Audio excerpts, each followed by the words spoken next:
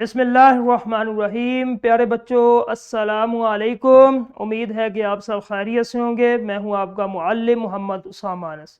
بچوں آج کا ہمارا بی لفٹ ہے 56، جس کا تسلسل یقیناً آپ نے کر لیا ہے، اور آج کا ہمارا کام جو صلاحیت ہے لکھنے کی وہ ہے مکالمہ، کہ کم از کم 200 الفاظ پر مشتمل مکالمہ لکھ سکے۔ ٹھیک ہے، تو چلتے ہیں اپنے سبق کی طرف۔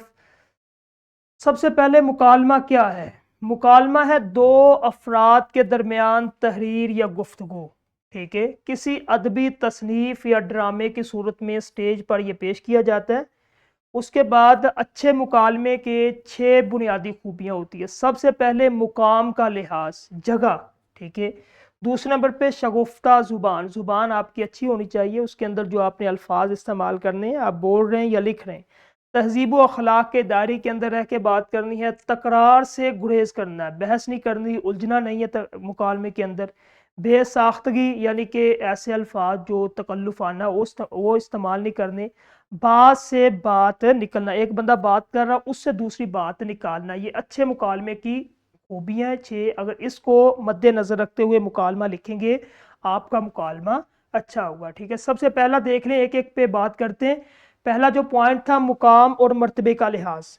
مکالمے میں مخاطب کے مقام اور مرتبے کا پورا لحاظ رکھا جائے کہ آپ بات کس سے کر رہے ہیں، استاد سے بات کر رہے ہیں، باپ سے بات کر رہے ہیں، یا آپ سے بڑا ہے یا آپ سے چھوٹا ہے، اس کو آپ نے دیکھنا ہے، اس کا مقام، اس کا سٹیٹس کیا ہے، اس لحاظ سے آپ نے اس کے ساتھ بات کرنی ہے۔ الفاظ کا چناؤ اچھا ہونا چاہیے، جس سے بات کی جا رہی ہو الفاظ کا چناؤ اسی کے مرتبے کے مطابق ہونا چاہیے۔ اگر بڑا ہے اس کو عزت والے بڑے الفاظ کے ساتھ آپ نے مخاطب کرنا ہے۔ ٹھیک ہے، اگر چھوٹا ہے اس کو بھی پیار اور شفقت والے الفاظ سے آپ نے مخاطب کرنا ہے۔ دوسرے نمبر پہ شگفتہ اور واضح زبان۔ مکالمے کی زبان درج ذیل خصوصیات کی حامل ہونی چاہیے، یعنی کہ خوشگوار ہو، دلچسپ ہو، واضح ہو، یعنی کہ سمجھ میں آنے والی ہو۔ ٹھیک ہے، تیسرے نمبر پہ تہذیب و اخلاق۔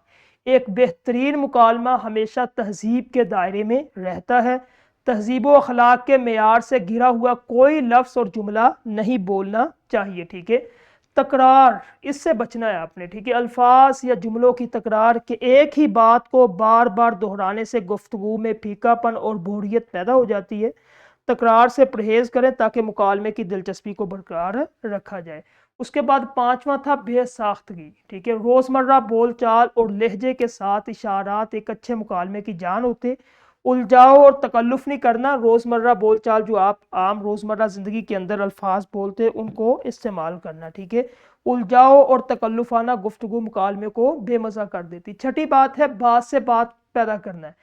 گفتگو کا انداز ایسا ہونا چاہیے کہ ہر اگلا جملہ پچھلے جملے سے قدرتی طور پر جڑا ہو۔ ٹھیک ہے، بات سے بات خود نکلتی آئے بغیر کسی غیر فطری رکاوٹ کے۔ ٹھیک ہے، اب یہ مکالمہ ہے، کمزور مکالمہ کیا ہوتا ہے، اس میں الجھاؤ تکلف ہوتا ہے، یہ نہیں کرنا آپ نے۔ بہترین مکالمہ روزمرہ جو آپ استعمال کرتے ہیں الفاظ ان کا استعمال کریں، اور اس کے بعد الفاظ کا تکرار نہ کریں، اور شگفتہ واضح زبان ہونی چاہیے۔ مقام مرتبے کو نظر انداز کرنا کمزور مکالمے کی نشانی ہے۔ بات سے بات کا قدرتی بہاؤ ایک بہترین مکالمے کی نشانی ہے۔ ٹھیک ہے، تو یہ 6 معیار ہے، ان کو آپ نے مکمل کرنا ہے۔ مکمل کر کے پھر آپ نے اس کو لکھنا ہے۔ ٹھیک ہے، تو اس طرح آج کا ہمارا جو کام تھا، صلاحیت تھی مکالمہ لکھنے کی، یہ مکمل ہوئی۔ تدریسی جانچ کریں گے تو آپ کو مکمل سمجھ آ جائے گی۔ ٹھیک ہے، نکھار کے لیے گھر میں کام کریں، یہ بھی مکالمہ ہے، گھر میں جب کریں گے تو مزید آپ کا قلم بہتر ہو جائے گا۔ ٹھیک ہے، تو ہمارا لیکچر ختم ہوا آج کا، کل انشاءاللہ ایک نئے لیکچر کے ساتھ ملیں گے۔ السلام علیکم۔